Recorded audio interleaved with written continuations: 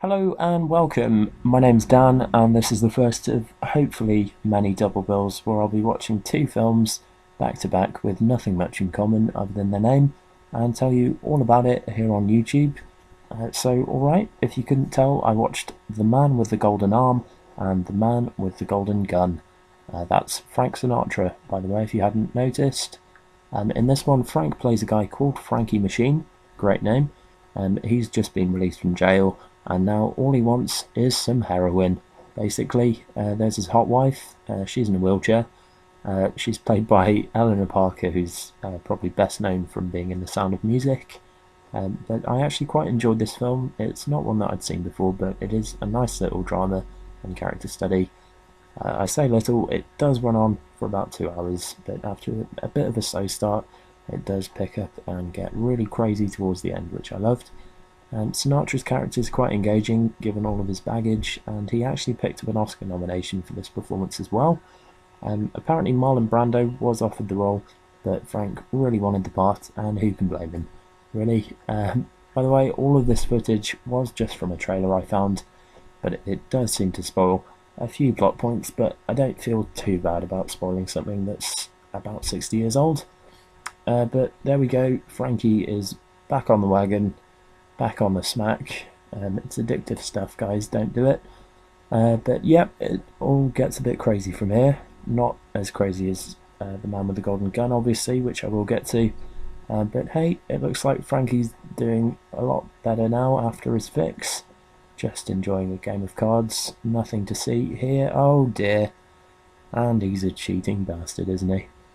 Oh dear, he's going to get battered for that. Wait for it. Smack. Yep. Oh, cheeky fourth one there as well, maybe. Meanwhile, back at the house, and who could have guessed his wife could actually walk all along? Oh dear, oh dear. Unlike this guy. Wait for it. Oh, oh dear, that's irony for you, isn't it? And how's Frankie getting along in all this? Oh dear. Oh, falling out the bed.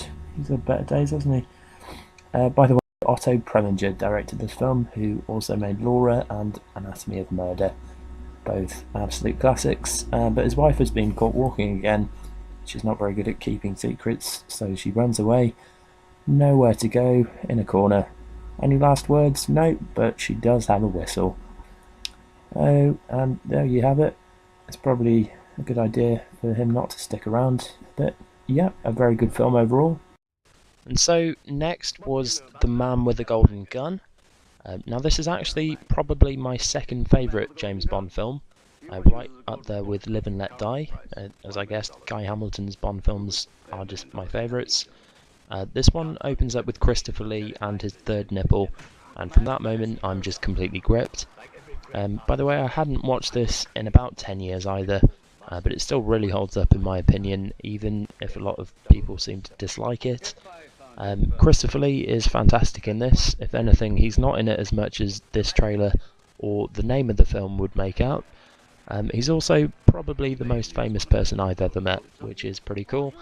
But he plays Scaramanga, who is basically just as good at everything as James Bond is, only he's a bad guy.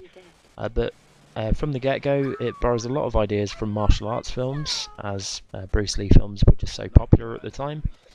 There's even some Hall of Mirror fights, just like in Enter the Dragon, which are always fun to watch if you ask me. But this is full of amazing set designs, great costumes, hot women, yeah, and it's actually pretty funny as well. I guess that's why a lot of Bond fans don't really like it, and why it doesn't get too much praise, but I personally like the fact that it's not too serious, given that, you know, he's James Bond. But really not a lot in common with the two films, other than they both have amazing theme songs.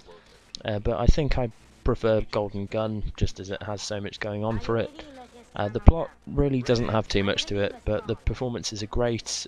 Scaramanga is one of the best Bond villains ever, and it's a bit of a change to the usual 007 formula as well, not to mention quite a cool car stunt. But there you have it. I'll do another one of these soon, but feel free to send a suggestion for any double bills you might want to see, and I'll leave you with this. This way, Miss Bond. Ah, Miss Goodnight. James! Aren't we a little overdressed, good night? I like a girl in a bikini. No concealed weapons. Yes, good night, please.